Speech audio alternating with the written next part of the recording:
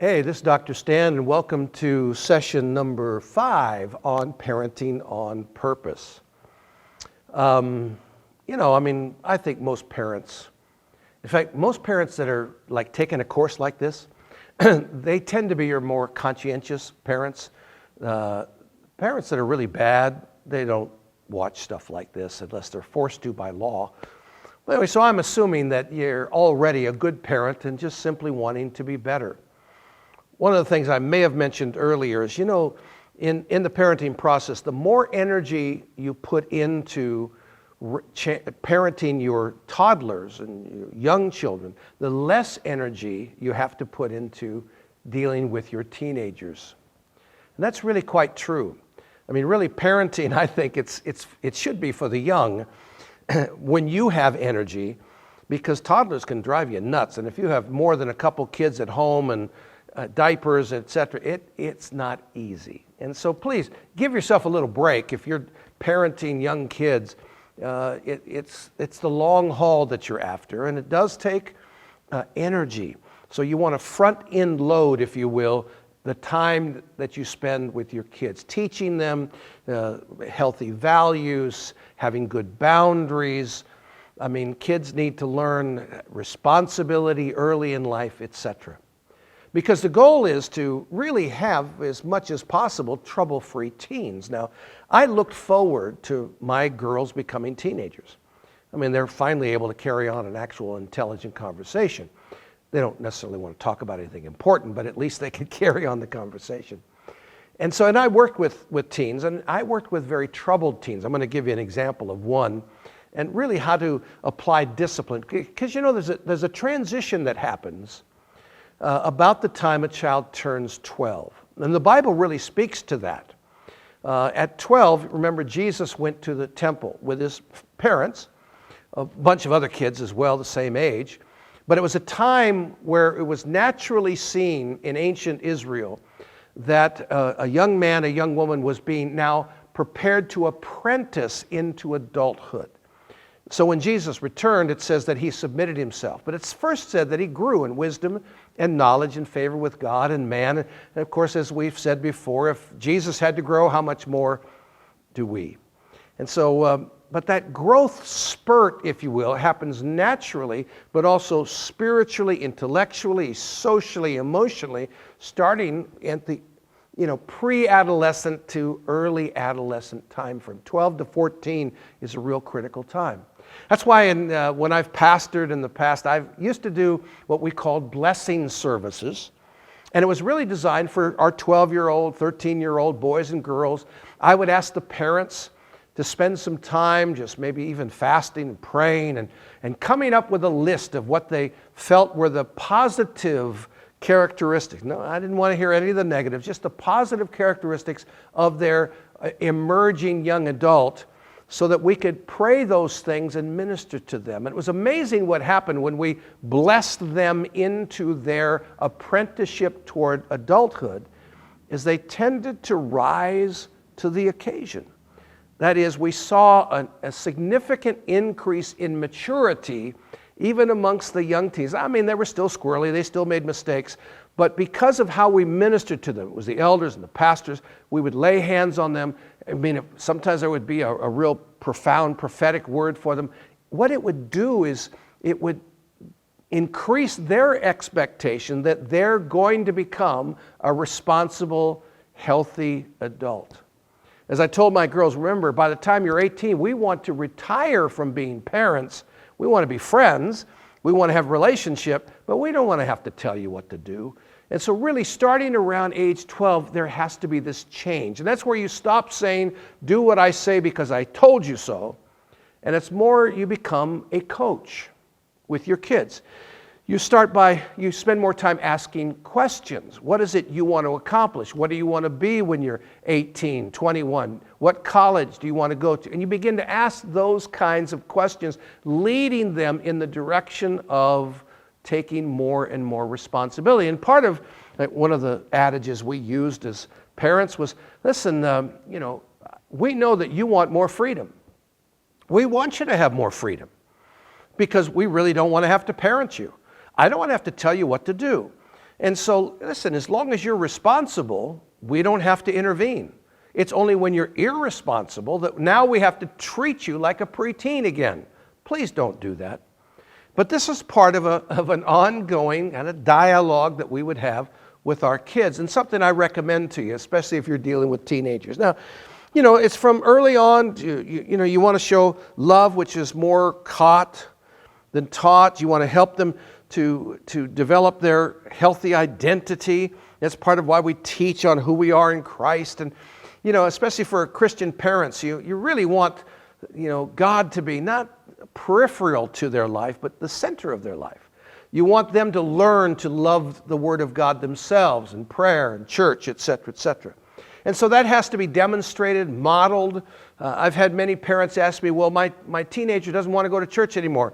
I said, well, are you a family? Yes. Does the family go to church? Yeah. Are they a part of the family? Well, then they go to church. It's really pretty simple in that way. Don't give in to, well, none of my friends do. Well, they're morons. So what? You're my kid, and I'm the one that's going to help you, to guide you. I mean, you could ask the question, what would you rather do on Sunday morning? Well, that's obvious. Sleep in, play games. I'm sorry. You need spiritual input. It's part of what Jesus did. He grew spiritually. You have to grow spiritually as well. It's part of your life. That's a non-negotiable. Again, once they turn 18, there's not much you can do after that, but you want to be responsible as a parent to lay healthy foundation. So remember, your focus is to be, more of a coach than a parent in that sense. You want to turn the child into a man. And so if you want to turn a child into a man, a child into a woman, you don't wait until they get there. You actually speak that into them. And you begin to show them a certain amount of trust and more responsibility, and freedom being linked to responsibility, etc. And the progression should be day by day. Each day we want you to grow, to mature, and because you are, not you're becoming, not someday, but you are a young man, you are a young woman, and my expectations of you is that you will be responsible for your schoolwork, for your hygiene, etc., etc. So it becomes less rule-oriented and much more relationally and negotiated in focus. Now, not all teenagers, of course, are easy to work with, and sometimes you have to discipline teens. As I mentioned before, I mean, when you're dealing with a child, say 8 and under, a swat on the rear ends, I think there's a direct nerve ending from the butt to the brain that helps them to realize, I think I better change my attitude. But it kind of grows over by age 8 to 10, that nerve ending, and you can whack them and it doesn't do anything. And so there's no need to waste your time. That's when logical and natural consequences are really more important.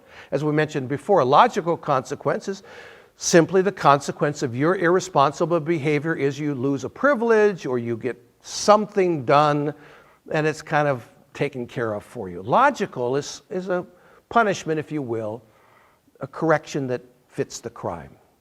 So we had a foster son. His name was Mark, and I've lost track of Mark now. If he ever sees this, I hope he forgives me if I embellish. But Mark came to us as a foster son. He was about, I think, 16 years old. And when he came to us, he already had a bad cigarette smoking habit. Now, again, as we mentioned, that's not going to send you to hell. You smell like hell. We didn't want it in our house. We didn't want the cigarette smoke around our kids. But we couldn't really, because of the addiction, we couldn't stop him from smoking and to still be in our house. And so we set clear boundaries on it. You don't smoke in the house. When you smoke, it's outside. It's in the backyard, never in the front yard. We don't want to pollute the neighbors. And there's a cigarette butt can out there. All of your butts go in there. If you have friends over and they smoke, you are responsible for your friends' behavior as well. We don't ever want to find a cigarette butt on the yard, on the patio. And I was very clear, remember, so clear expectations. I was very clear with my expectations with him. Mark, do you understand the rule? Do you understand why? Oh, I get it. Oh, yes. No problem, Dr. Stan. I will follow. Okay, great.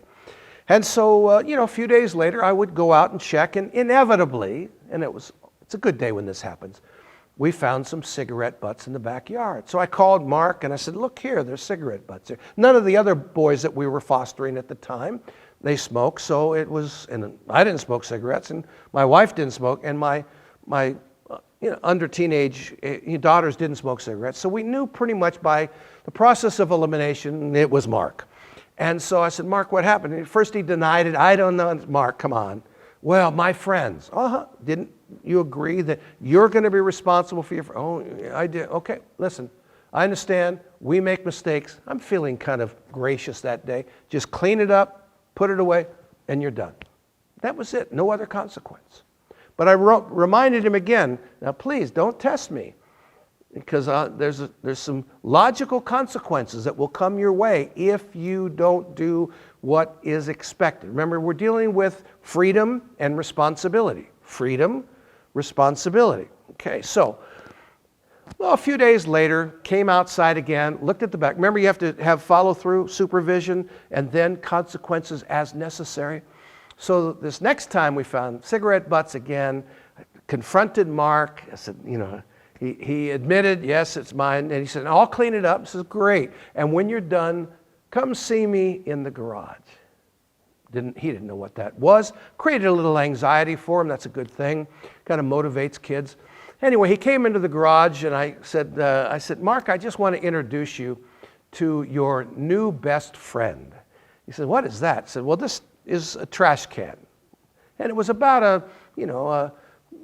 10-gallon or so trash can. It was pretty good size.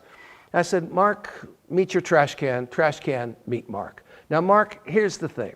You are on restriction. No television, no nothing. You go to school, you come home, of course you eat with the family. You don't want, no music, nothing. It's done. Your life is over. No friends, nothing until this trash can. And the only free time you'll have is to fill this trash can with cigarette butts. Oh, I love that. I mean, he was shocked. You got to be kidding. I said, no. I mean, it's simple. You love cigarette butts so much, I want you to get to know them even better. And so for the next about 2 weeks, every afternoon after school, he went to bowling alleys. He tried to stop by bars. He had his friends come around so they could smoke as much as they could. It took him about 2 weeks to fill that thing.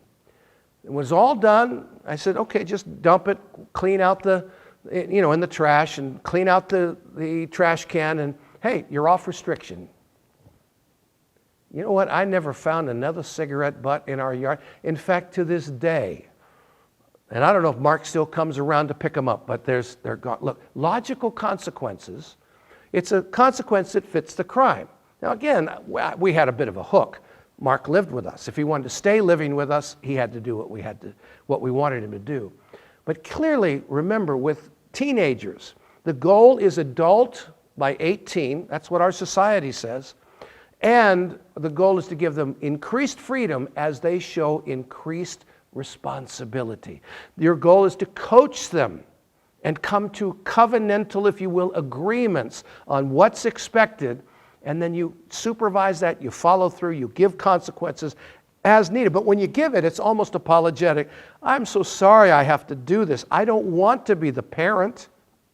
I don't want to have to tell you right from wrong. You already know that. Why are you putting me in this position?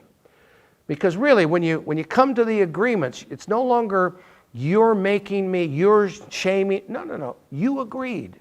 It's written down right here in our agreement together.